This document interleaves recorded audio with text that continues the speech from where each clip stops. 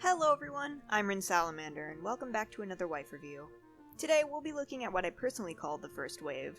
These three started off as the only women in their respective series, but each of these series got a second female love interest later on. I'll cover those ladies another day because I still have to get through Zora's monster of a route. Considering I just started it, don't expect that video anytime soon. We'll begin by talking about Altea Bellerose, wizardess and retainer for Lord Raynor.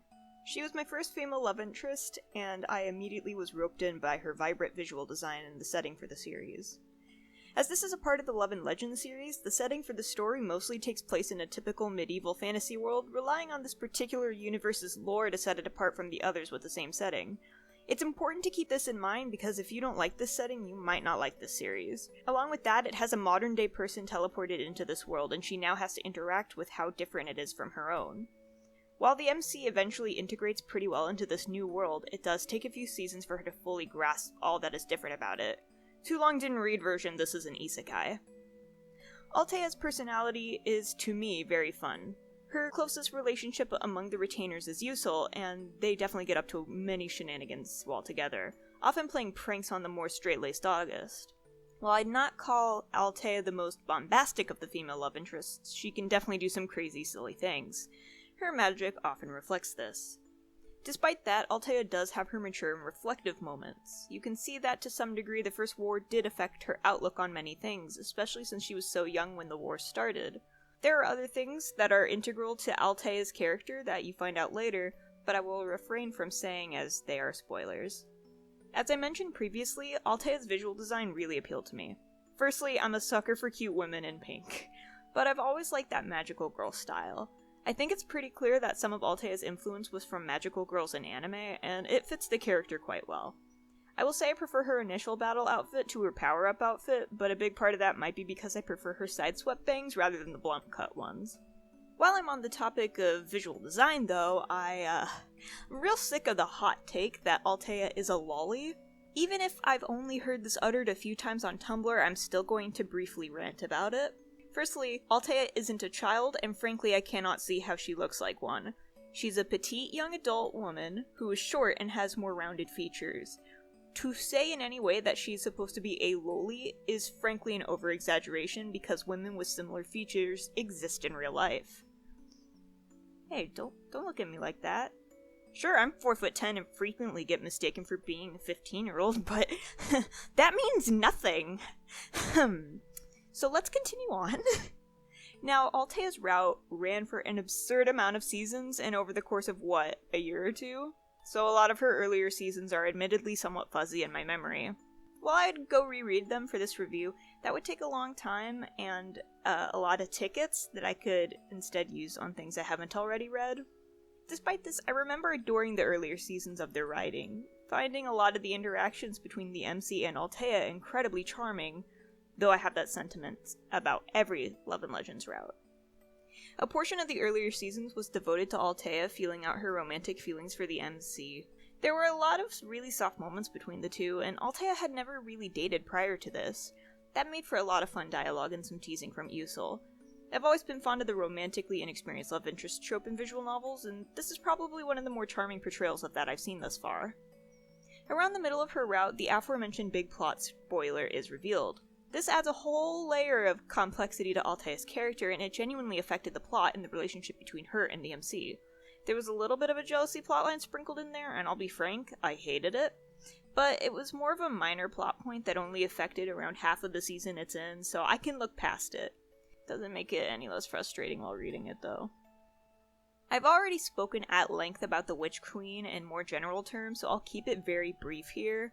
While my issues with this overarching plot still stand, I do like an aspect of it in this particular route. Helena.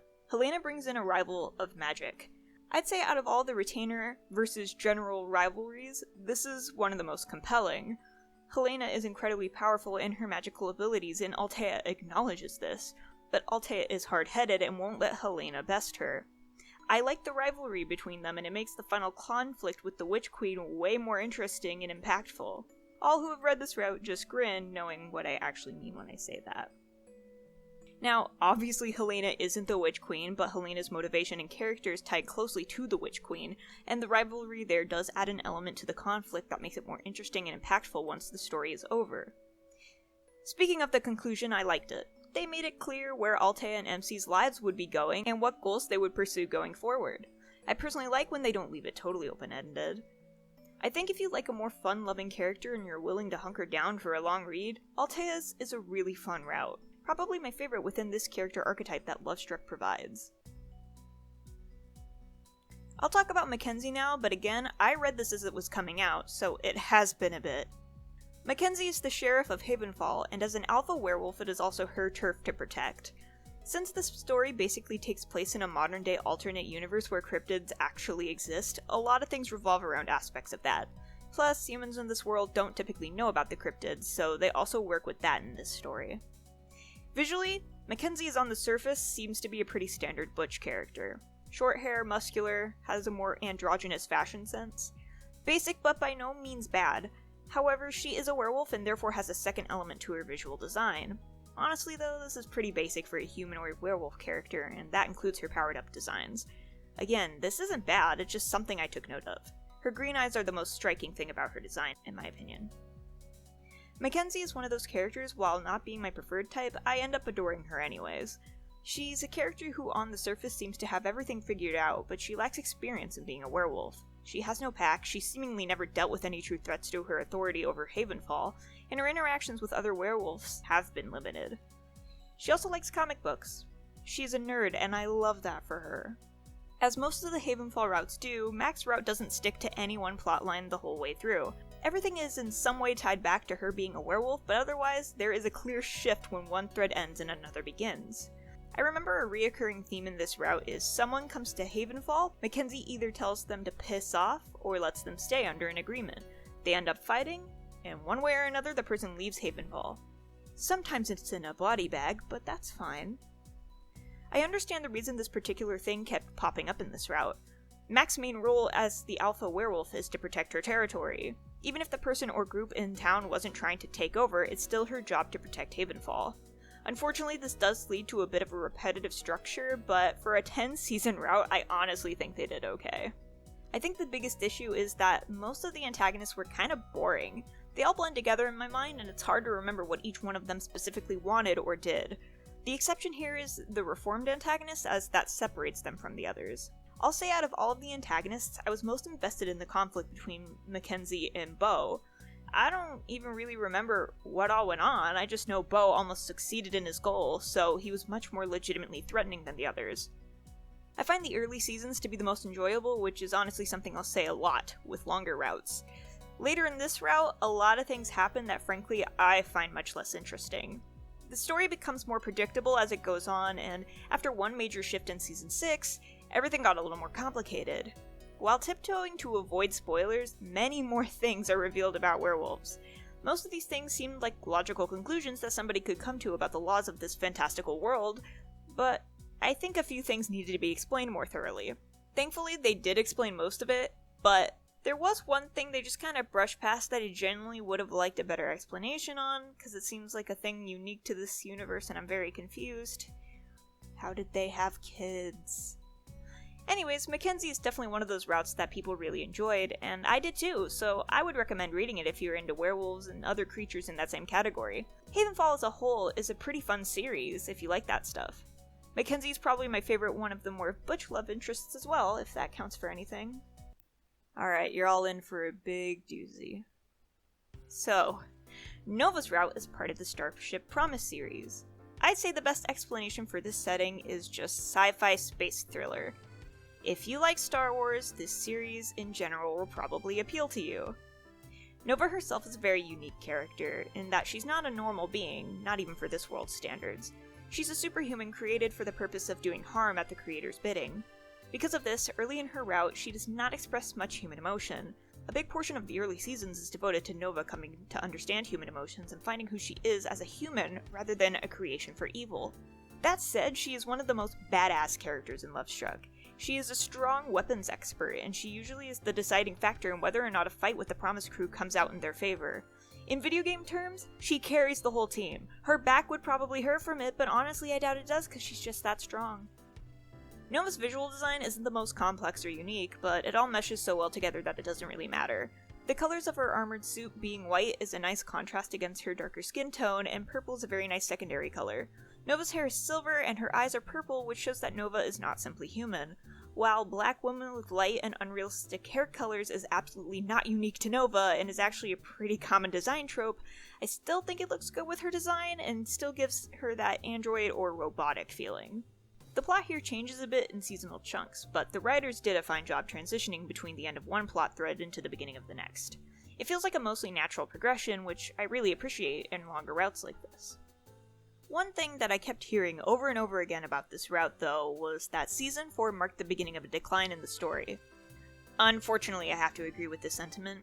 Because of this, I've decided to talk more in depth about these seasons and their issues, so if you want to read them without spoilers, I'd suggest leaving the video now.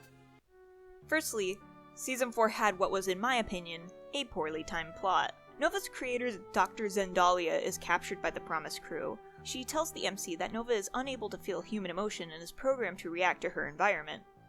The claim is that the MC, by saying she loves Nova, it was basically commanding Nova to return those feelings. The issue is that the MC actually believes this, breaks up with Nova, and feels as if she manipulated her. So on its own, this plot doesn't bother me at all. It's when it happens that makes it hard to believe. At this point, Nova has been clearly showing human emotions for a while now. Not just towards the MC, mind you, but she's shown genuine care, loyalty, grief, all on her own. No one says be sad for your friend, so it's hard to argue that her emotions are simply programmed into her, and are unlocked when somebody tells her to feel. Yeah, you can certainly program an AI to react to emotions, but I think the idea is that it isn't always going to be as precise as human emotions are, which is what separates us from AI. Nova, despite her more clinical way of speaking, very obviously exhibits complex emotions, that of which resemble humans rather than an AI's. More importantly than emotions, though, is Nova's sentience. This should not be questioned because she actively went against her programming and her creator. She began to have her own feelings, goals, and free thought by this point in the story. The MC has seen firsthand all of this happen, and she's still able to be convinced that Nova is just reacting to her own programming alone. To be frank, I don't buy it. The MC is also a smart cookie, especially when it comes to mechanics and programming. You'd think she'd be able to tell the difference between an AI reacting to her programming and a superhuman created that genuinely has free thought and emotions. Again, this criticism mostly hinges on me not believing the MC would buy what Dr. Zendalia is claiming. If this had happened in, say, Season 2, when Nova was still developing and understanding her emotions, I would be able to see the MC being swayed. But not this far in. Too much has happened that contradicts the idea that Nova has no organic feelings. After that is Season 5, which is pretty standard and much less frustrating to read. This aggressive alien life force appears, and along with that, someone is dealing dangerous weapons to the citizens. We find out that the person dealing the weapons is Zora, and the Starship crew pulls the morality card, Zora caves, and the alien is temporarily stopped. It's a fine season. Also, Nova and MC get engaged, that's cool. And then there's the baby plot of Season 6. Firstly, making a superhuman baby thing is just a weird concept. They tried to tie it into the story, but it feels really inorganic and strange.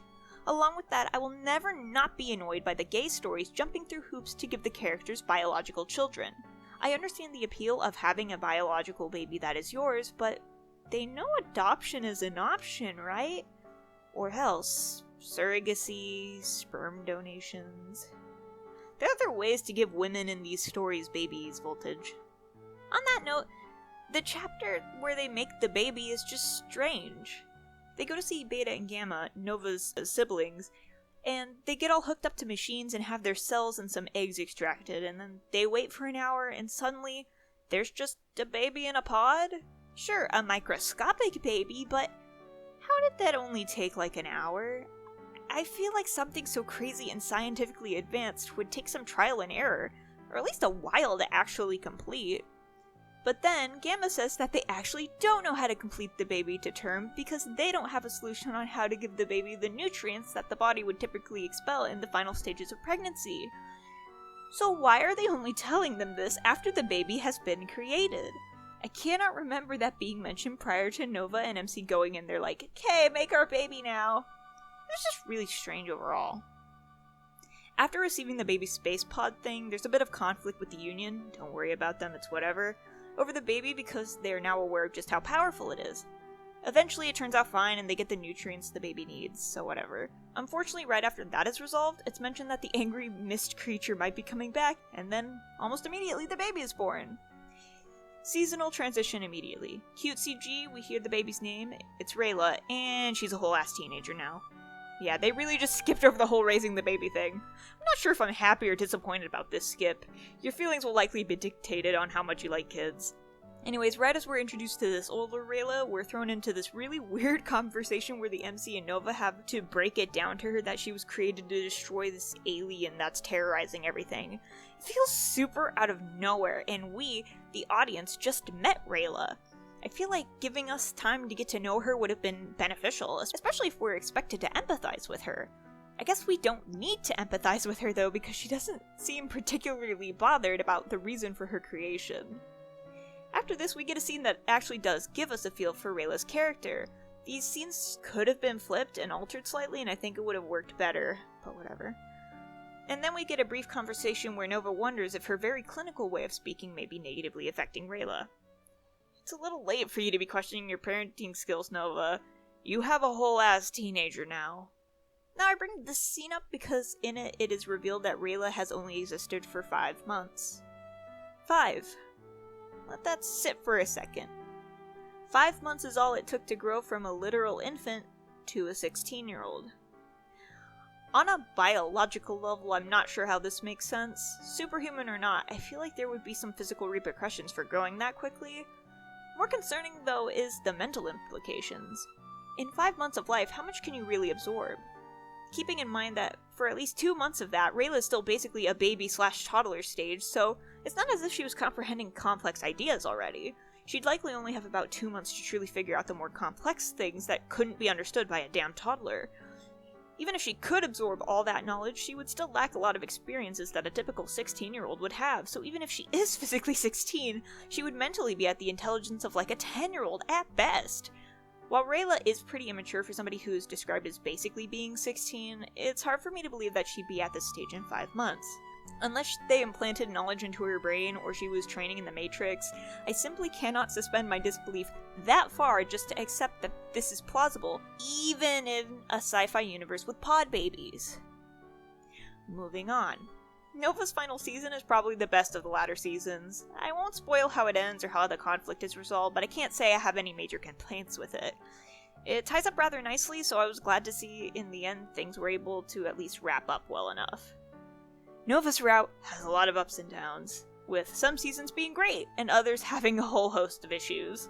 Despite that, I think it's easy to recommend this route to those who have interest in it, because Nova is just such a wonderful character. The Starship crew is also a joy to watch interact. They remind me most of the retainers in Love and Legends. Ultimately, I'd say give this route a try, but if you don't want to read it past Season 4, I couldn't really blame you for it. Okay, that took forever, and it wraps it up for me today, so I hope you all enjoyed this really long video, and I hope you have a good day!